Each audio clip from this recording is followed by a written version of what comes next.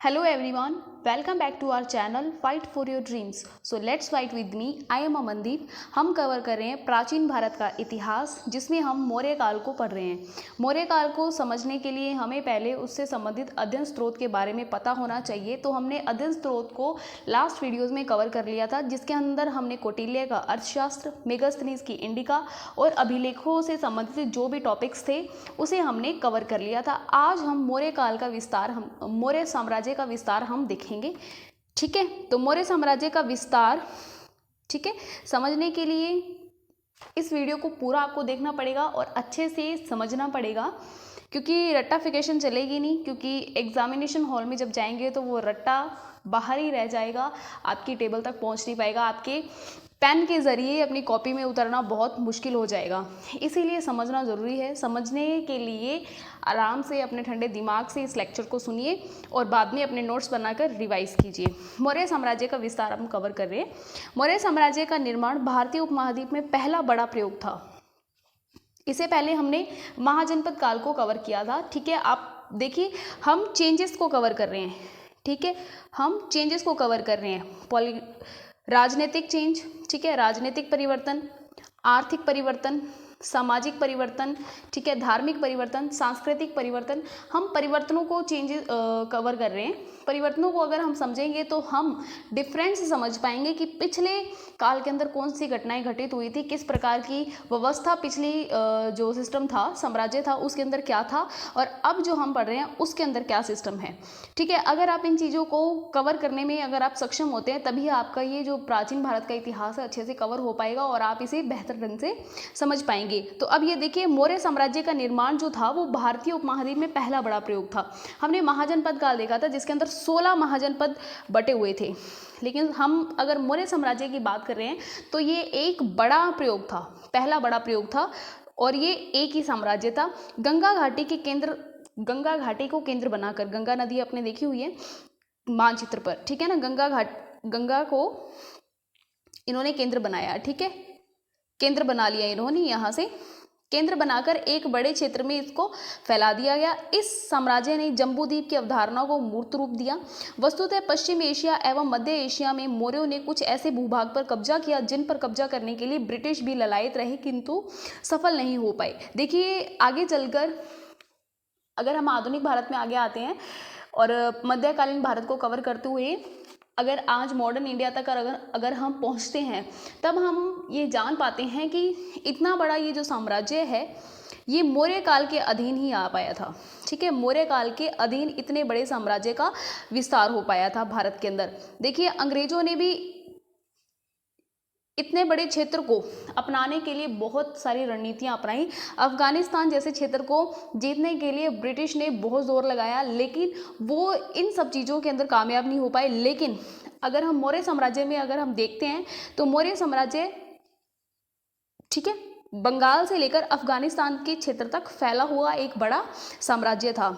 तो क्लियर है कि मौर्यों ने कुछ ऐसे भागों पर कब्जा कर लिया था जिस पर कब्जा करने के लिए ब्रिटिश चाहते थे कि हम इन पर कब्जा कर लें, लेकिन वो सफल नहीं हो पाए। ठीक है, क्योंकि उनके पास मौर्यों की जैसी रणनीति नहीं थी और उतनी पावर थी नहीं। मौर्यों के अधीन साम्राज्यवादी विस्तार, तो अब देखिए, इतना बड़ा अगर क्षेत्र उनके अधीन में है तो इतनी डेफिनेटली सी बात ये है कि मौर्य जो हैं वो साम्राज्यवादी दृष्टिकोण को अपनाते हैं। ठीक है, अगर साम्राज्यवादी दृष्टिकोण को अपना रहे हैं तभी ये अपने क्षेत्र का विस्तार कर पा रहे हैं। तो मौर्यों के अधीन साम्राज्यवादी विस्तार कहाँ तक फैला, इसे हम समझेंगे। सबसे पहले हम उत्तर पश्चिम में व्यास नदी और सिंधु नदी के भूभाग पर समझते हैं कि इन्होंने कैसे कंट्रोल पाया।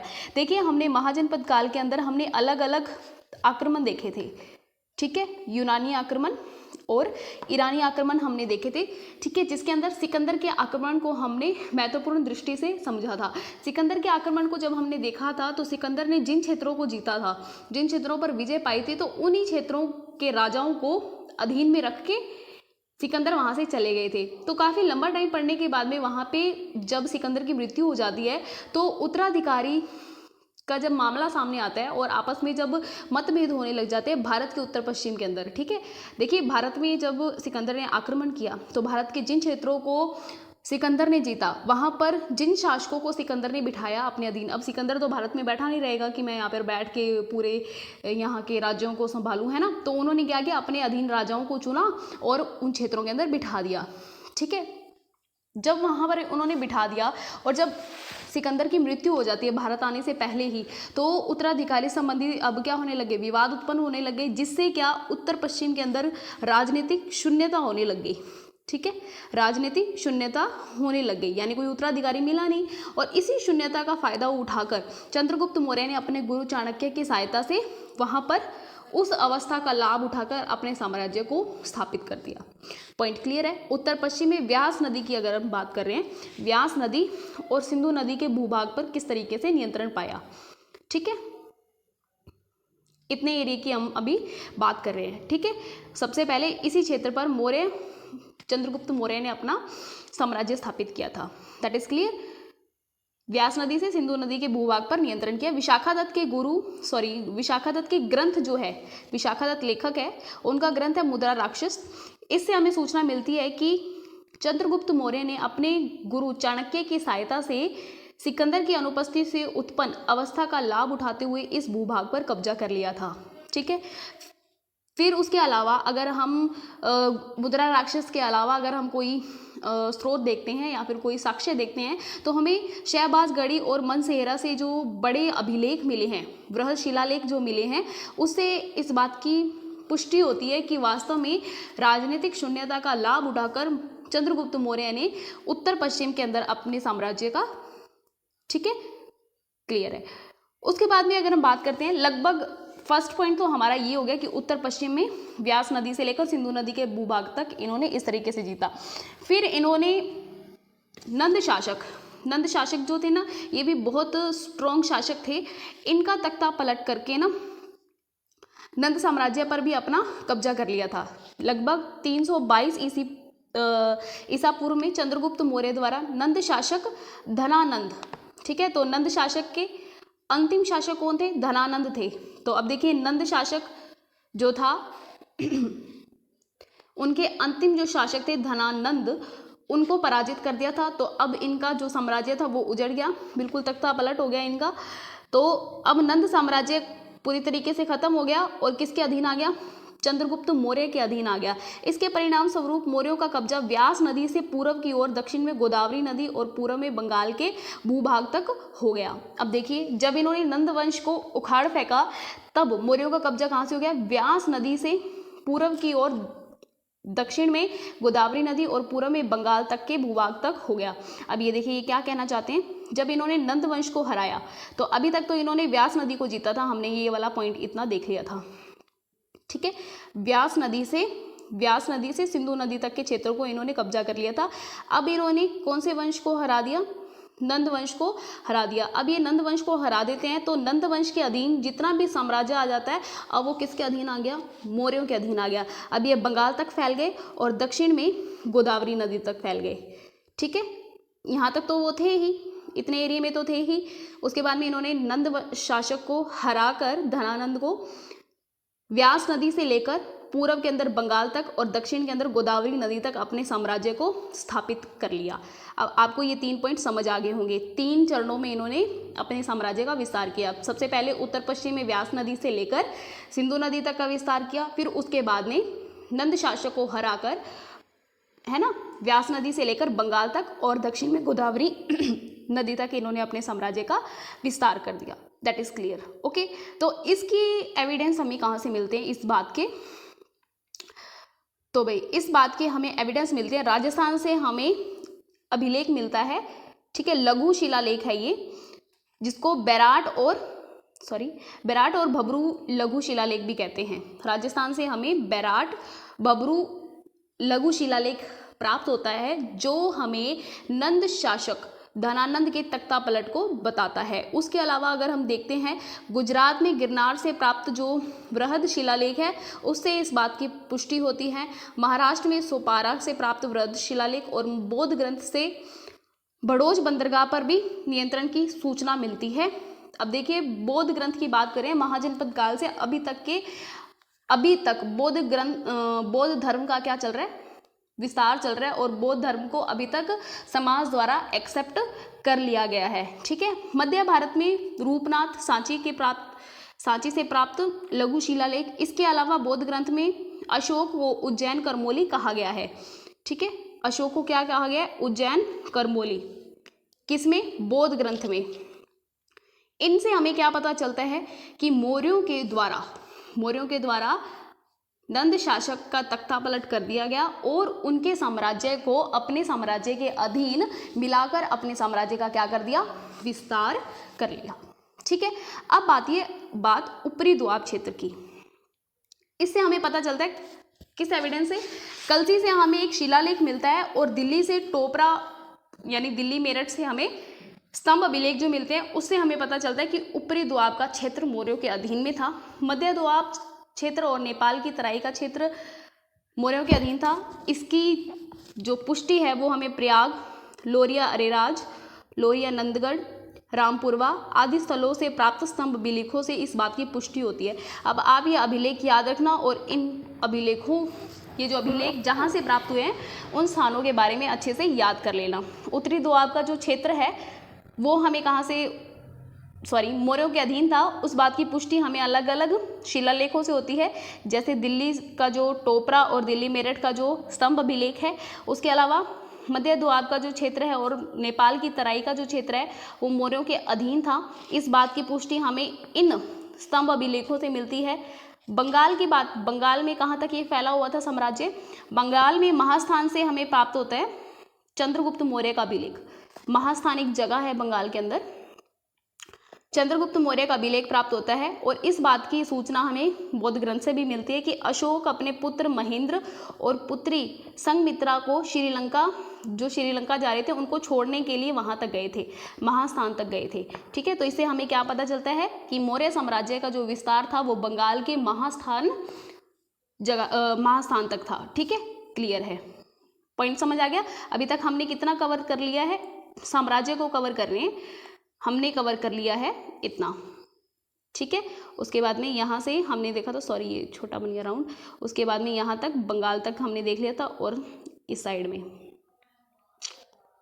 ओके, इतना हमने अभी तक कवर कर लिया है। बंगाल में महास्थान तक, गोदावरी नदी तक, और ये वाला जो था नंदों का जो शासक था साम्राज्य था उसकी। फिर हम बात करेंगे अब अफगानिस्तान वाली साइड की, पाकिस्तान, और ये कैसे अधीन में आए इनके। सिंधु नदी से हिंद कुश के बीच के भूभाग पर नियंत्रण। अब ये देखिए, सिंधु नदी से, अब इधर वाले क्षेत्र की हम बात करेंगे। ठीक है, ये कैसे अधीन में आया इनके। माना जाता है कि सिकंदर के उत्तराधिकारी कौन थे? सेल्यूकस। नाम याद आ रहा है आपको? सेल्यूकस कौन था? मुझे कमेंट में ज़रूर बताना। ओके, उत्तराधिकारी सेल्यूकस जो सीरिया का शासक था तथा मौर्यों का पश्चिमी पड़ोसी था। अब देखिए, जब सिकंदर की मृत्यु हो जाती है, उसके जो उत्तराधिकारी है वो अपने साम्राज्य का विस्तार करते हैं पश्चिम से, और वो पश्चिम से विस्तार करते करते सिंधु नदी तक पहुंच जाते हैं। और सिंधु नदी पे अब किसका साम्राज्य स्थापित है? मौर्यों का। ठीक है, मौर्यों के साथ में इनकी सीमा लग रही है। ठीक है, तो भाई अब ये क्या बन गए? मौर्यों के पड़ोसी बन गए सेल्यूकस। ठीक है, तो क्या है, सिकंदर के उत्तराधिकारी सेल्यूकस जो सीरिया के शासक थे और मौर्यों के पश्चिमी पड़ोसी थे, उनका क्या हुआ? चंद्रगुप्त मौर्य के साथ में युद्ध हो गया। ठीक है, युद्ध हो गया, और इस युद्ध की चर्चा हमें यूरोपीय जो स्रोत है उसके अंदर देखने को मिलती है। सिर्फ युद्ध की चर्चा, जीत या हार की चर्चा हमें देखने को नहीं मिलती है। तो भाई ये देखिए, चंद्रगुप्त मौर्य के साथ में युद्ध हुआ और इस युद्ध के पश्चात चंद्रगुप्त मौर्य को एरियाना का क्षेत्र प्राप्त होता है। एरियाना के क्षेत्र के अंदर हेरात, कंधार, काबुल और बलूचिस्तान का क्षेत्र प्राप्त हो जाता है। तो काबुल आपको पता है उसके अंदर अफगानिस्तान के अंदर है। ठीक है, और बलूचिस्तान पाकिस्तान में है। तो काबुल और कंधार से प्राप्त लघु शिलालेखों से उन क्षेत्रों पर मौर्यों के नियंत्रण की पुष्टि होती है। ठीक है, अगर वो जीते थे, अगर चंद्रगुप्त मौर्य जीते थे तभी तो उन्हें एरियाना का क्षेत्र प्राप्त हुआ, अगर हारे होते तो कैसे प्राप्त हो जाता। तो इस बात से पता चलता है कि जो सेल्यूकस है उनको हराकर चंद्रगुप्त मौर्य ने एरियाना का क्षेत्र अपने अधीन कर लिया था, जिसके अंदर ये जगह 4 जगह हमें दी हुई है, ठीक है। हिंदी में आप ये वाली जो ये नाम दिए है ना, एरिया, आर्केशिया, ठीक है, ये नाम आप याद मत करना, आप ये वाले याद करना जो प्रेजेंट के है, आधुनिक है, हेरात, कांधार, काबुल और बलूचिस्तान। तो यहाँ से काबुल और कांधार से हमें जो शिलालेख मिले हैं तो ये उन क्षेत्रों की पुष्टि करते हैं, उन बात की पुष्टि करते हैं कि इन क्षेत्रों पर मौर्यों का नियंत्रण था। इसके अतिरिक्त 14वें बृहद शिलालेख से दूसरे आदेश से हमें ये पता चलता है कि मौर्यों के पश्चिमी पड़ोसी के जो थे उसके विषय में भी सूचना मिलती है। 14वें बृहद शिलालेख से दूसरे आदेश से हमें मौर्यों के पश्चिमी पड़ोसियों के विषय में सूचना मिलती है कि उनके संबंध कैसे थे पश्चिमी पड़ोसियों के साथ में, सेल्यूकस के साथ में, ठीक है। तो ये पॉइंट आपको क्लियर हो गया होगा अब तक। गोदावरी नदी से ब्रह्मगिरी तक के भूभाग तक का विस्तार, ये विषय में इस विषय में विवाद है। गोदावरी नदी तक तो हमने देख लिया था, यहाँ तक तो गोदावरी नदी आती है यहाँ तक, वेट, यहाँ तक, ठीक है। गोदावरी नदी तक तो हमें पता चल गया है, लेकिन ये जो ब्रह्मगिरी नदी है, ये ब्रह्मगिरी नदी तक का विस्तार किसने किया? हम इतने से क्षेत्र की बात कर रहे हैं, ओके, इतने से क्षेत्र की बात कर रहे हैं, यहाँ तक विस्तार किसने किया? ये विवाद का विषय है, क्योंकि इसके बारे में हमें पता नहीं चलता है। इस विषय में विवाद है कि गोदावरी नदी से दक्षिण विस्तार का कार्य किसके अधीन पूरा हुआ? चंद्रगुप्त मौर्य के अधीन हुआ या फिर उसके जो उत्तराधिकारी थे अशोक या अशोक के पुत्र जो थे उनके अधीन हुआ था।